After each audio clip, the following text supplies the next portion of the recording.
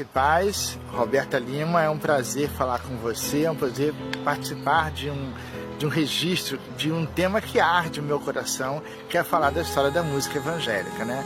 Aqui no Brasil, segundo o historiador Salvador Souza, escritor de livro e tudo, ele diz que o primeiro registro de música evangélica no Brasil foi em 1554, quando os colonizadores vieram ao Brasil, e na segunda esquadra, em 1557, já traziam pastores protestantes, né, vindo tanto da França quanto da Holanda.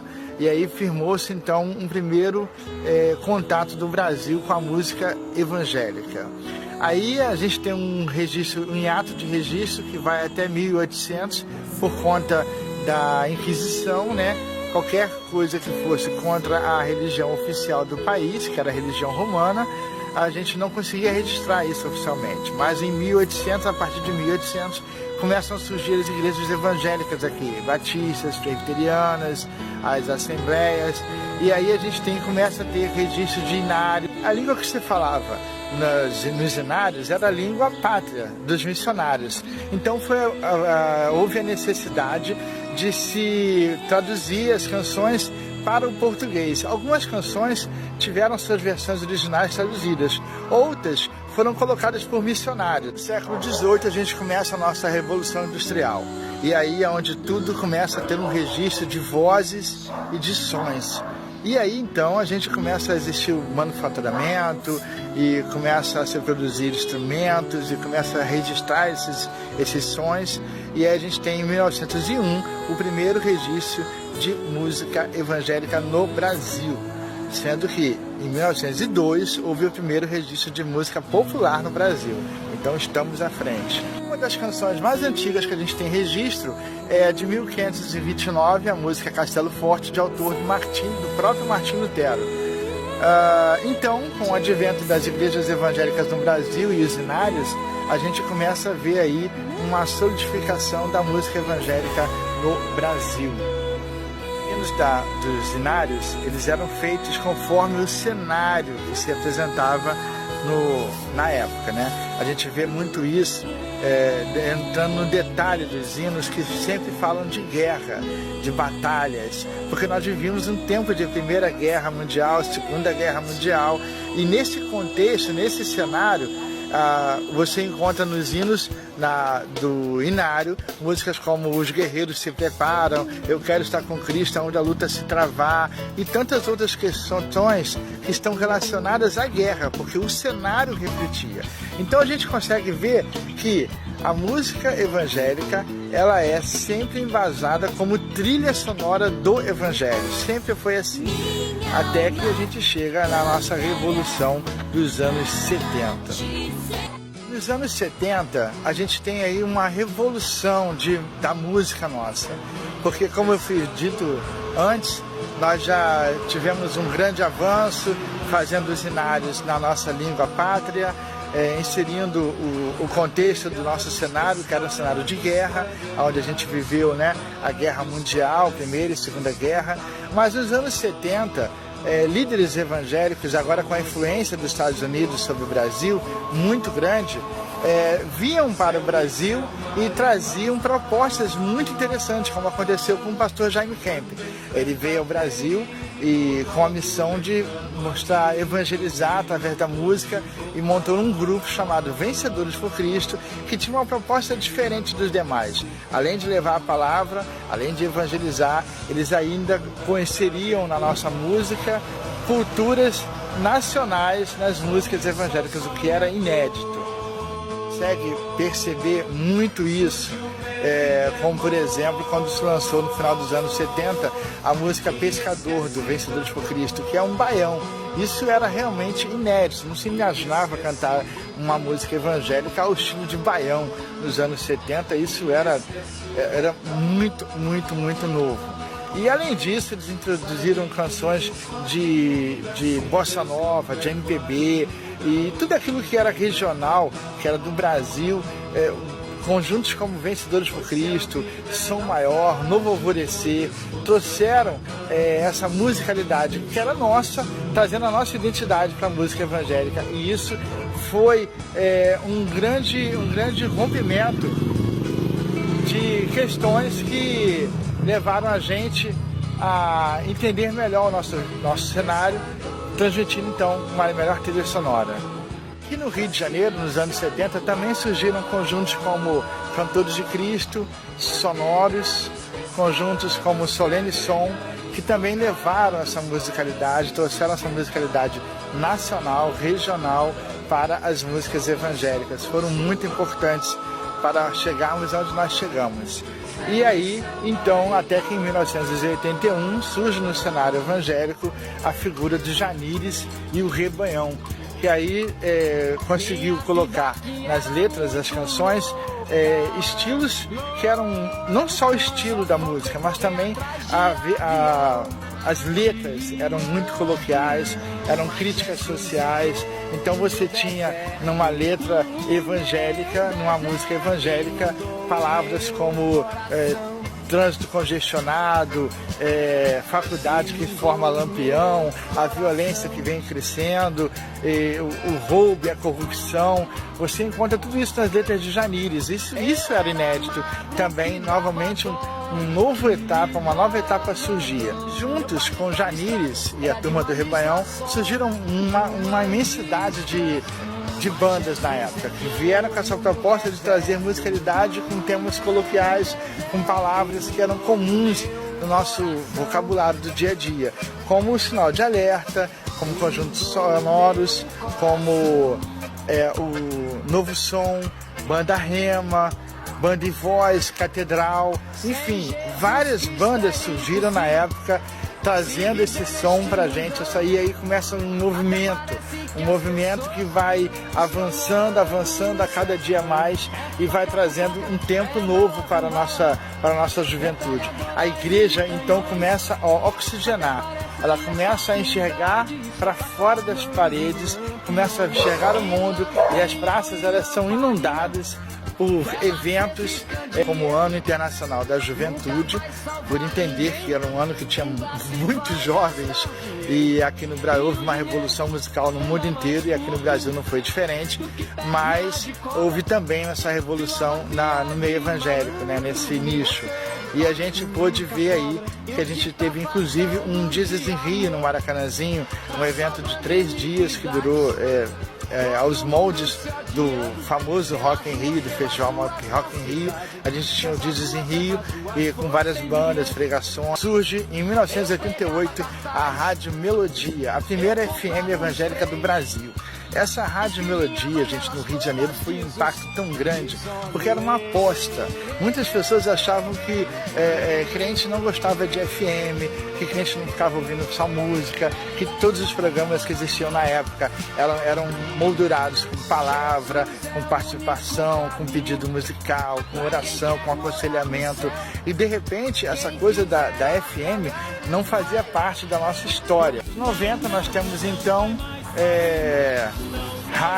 já tem rádios evangélicas, temos gravadoras evangélicas, a gente já tem toda uma indústria fonográfica organizada, que até então era tudo muito amador, era tudo muito simples, né? E já nos anos 90, com rádios e gravadoras já vendendo bastante, com um comércio muito forte, a gente começa a ver também que se consolida o mercado fonográfico evangélico, chamando inclusive a atenção das gravadoras populares. A gravadora Poligrama, a gravadora popular, ela convida 3 nomes artistas evangélicos para fazer parte do seu cast, que é o Rebanhão, o Azércio Paula e Álvaro Tito. Eles gravam por essa gravadora e tem um estrondoso sucesso, onde a mídia evangélica não atingia, começou a atingir pela sua qualidade de produção. E das letras, é claro, né, das canções, que eram bem evangelísticas, que eram bem características de um tempo novo do nosso evangelho. Os festivais dos anos 90 foram tremendamente importantes para a consolidação desse estilo musical.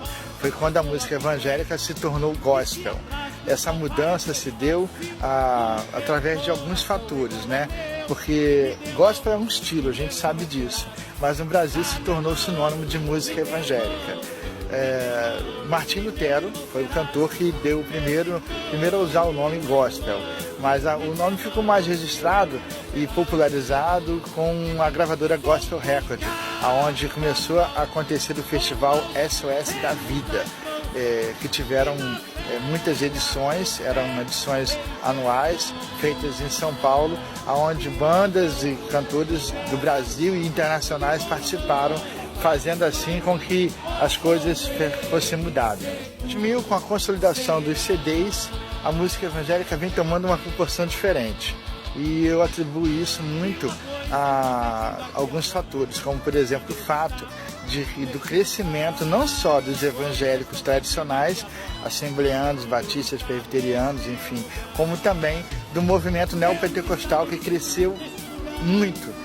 A consolidação da música evangélica e as gravadoras deixando de serem uma gravadora pequena para se tornar uma gravadora de grande porte, com toda a sua estrutura, seu custo, seus funcionários e tudo que havia, foi necessário entender que a empresa era um CNPJ e ela precisava de ter retorno, precisava ter lucro, precisava de ter uma autossustentabilidade.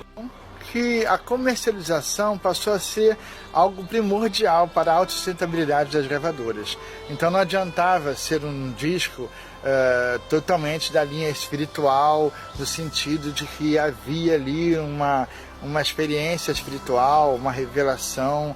Era necessário que houvesse um produto vendável. Era necessário que aquele produto tivesse a saída.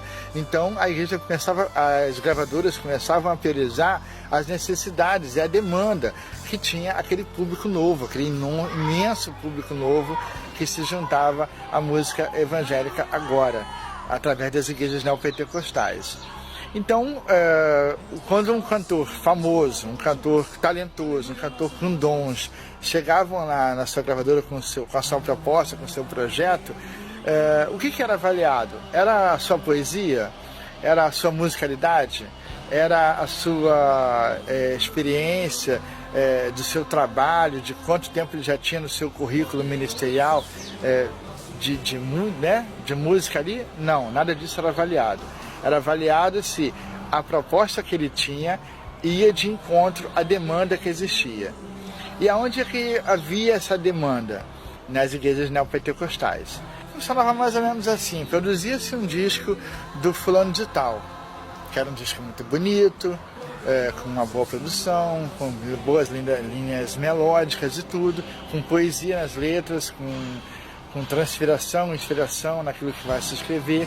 Porém, esse disco vendia muito menos do que um disco do outro fulano, que tinha uma mensagem muito mais simples, que pegava mais rápido e que era daquele refrão de chiclete. Isso que vende mais. Para uma empresa que tem um CNPJ, que precisa receber dinheiro, que está ali para ganhar dinheiro, claro que interessava muito mais de investir naquele que vendia mais. Quando alguém fala comigo assim, mas as gravadoras não gravam mais os grandes nomes, aqueles nomes que fizeram história, que estão aí, que querem gravar ainda. Não, as gravadoras até gostariam de gravar, mas acontece que o público não compra esse produto. O público compra o produto que é vendido nas igrejas, no púlpito das igrejas. Então hoje a gente vê um reflexo da música gospel muito do que é dito em cima do altar. Então quando você vê que há muita vendagem em cima de teologia, de vitória, que você vai vencer, e a vitória é sua e você vai ser o campeão. Quando você vê muito falando sobre a teologia da prosperidade, né, que você vai negociar com Deus, você vai fazer o seu sacrifício, você vai receber um carro zero, ou vai ter a sua casa, ou vai ter o melhor emprego do mundo e tudo. Quando você vê isso saindo do altar, o pessoal, o povo, ele quer comprar discos e mensagens que falem sobre isso, e não mensagens que falem de outra coisa. Então aí é que entra a gravadora. Então a gravadora está servindo a uma demanda. Não é que a gravadora gostaria de gravar o que está sendo gravado hoje, mas ela tem a sua sustentabilidade, né? É o que eu sempre digo, a gente não pode julgar a janela pela sua paisagem, ok? Pois é, Roberto. Então, resumindo tudo isso, tudo que nós falamos sobre a história da música evangélica, a música evangélica, ela retrata a trilha sonora daquilo que a gente vive, né? Então, hoje, a música evangélica de hoje, do ano de 2010, 2019, 2020, enfim, ela vem retratando, como sempre na sua história, a teologia que é pregada.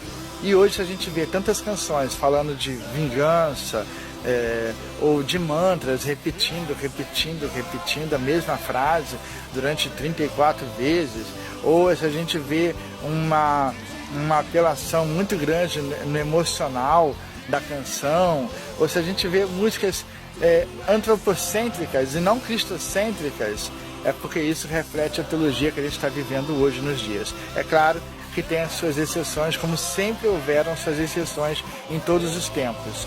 Porém, é o que a gente tem vivido hoje. Uma música que reflete a teologia que é pregada nos altares. Ok? Roberto, um abraço a você. Te amo, Jesus. Sou fã do seu trabalho e não vamos parar não, hein? Vamos continuar aí, porque estamos com sede de boa música e de boa voz. Tchau, tchau. Te amo, Jesus.